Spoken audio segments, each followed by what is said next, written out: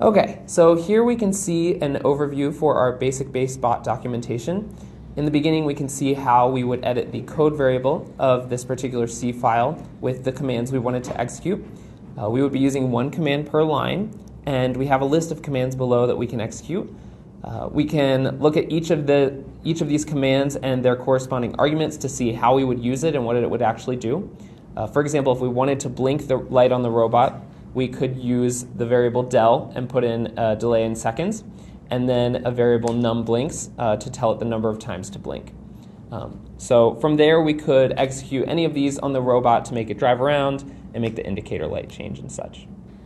All right, and here you can see how easy it is to edit the code. So you'll just open up this code file here in any text editor, and you can edit this variable, the code variable, to include any of these commands. And then after that, all you have to do is move the file over into the main folder of the robot itself. And once we do that, we should be all set to run our robot.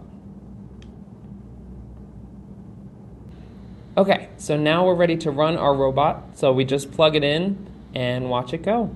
In this particular program, we've chosen to blink the indicator light on the robot a few times before starting it to drive forward and drive in a sort of U shape around the table. There it go.